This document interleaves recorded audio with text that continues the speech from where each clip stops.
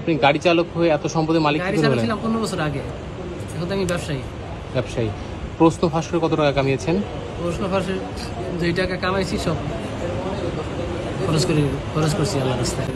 বাংলাদেশ সরকারি কর্ম কমিশনের পিএসসি সাবেক গাড়ি চালক সৈয়দ আবেদ আলীকে নিয়ে প্রথম আলোর করা রিপোর্টে বলা হয়েছে, সাবেক গাড়ি চালক সৈয়দ আবেদ আলী অন্তত 50 কোটি টাকার সম্পদের মালিক।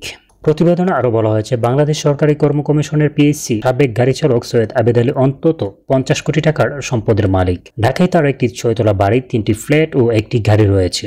গ্রামের বাড়িতে রয়েছে ডুপ্লেক্স ভবন। পুলিশের অপরাধ তদন্ত বিভাগের সিআইডি প্রাথমিক জিজ্ঞাসাবাদে আবেদ আলী এসব তথ্য জানিয়েছেন বলে সংশ্লিষ্ট সূত্রে জানা গিয়েছে। সিআইডির কর্মকর্তাদের ধারণা আবেদ আলীর আরও সম্পদ রয়েছে।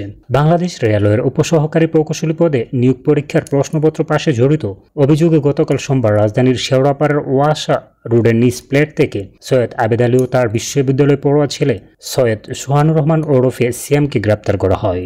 একই সঙ্গে গ্রেপ্তার করা হয় পিএসসির 2 জন উপপরিচালক, 1 জন সহকারী পরিচালক সহ আরও 15 জনকে। আজ মঙ্গলবার পল্টন থানায় তাদের বিরুদ্ধে সরকারি কর্ম কমিশন আইনে মামলা করেছেন সিআইডির এক কর্মকর্তা।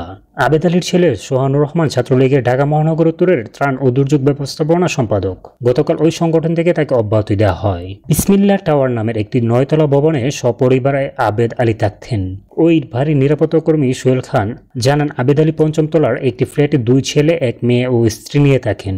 ওই এলাকার বাসিন্দাদের দাবি, ভবনটিতে আবেদ আলীর 5টি ফ্ল্যাট ছিল। কয়েক মাস আগে 2টি ফ্ল্যাট তিনি বিক্রি করে দিয়েছেন, এখন রয়েছে 3টি। সিআইডির একজন ঊর্ধ্বতন কর্মকর্তা নাম প্রকাশ না করার শর্তে বলেন, জিজ্ঞাসাবাদে আবেদ আলী পুলিশ কর্মকর্তাদের বলেছেন, শেওড়াপাড়ার ভবনটির 5ম তলায় 2টি ও 4র্থ তলায় একটি ফ্ল্যাটের মালিক তিনি। পাইকপাড়ায় তার একটি 6তলা বাড়ি রয়েছে। ব্যাংকে তার নগদ টাকা রয়েছে। জিজ্ঞাসাবাদে আবেদ আলী সিআইডির কর্মকর্তাদের বলেন, গত বছরের শেষের দিকে পলিটেকনিক ইনস্টিটিউটের জুনিয়র ইনস্ট্রাক্টর পদে 3100 জনকে নিয়োগ দেওয়া হয়। তাদের অনেকের কাছে ফাঁস করা প্রশ্ন বিক্রি করেছেন এবং তাদের চাকরিও হয়েছে। এদিকে পিএসসি সূত্রে জানা গেছে, সৈয়দ আবেদ আলী পিএসসিতে চাকরি নিয়েছিলেন ভুয়া ঠিকানা ব্যবহার করে। তার বাড়ি মাদারীপুরে, তবে তিনি ঠিকানা দিয়েছিলেন সিরাজগঞ্জের।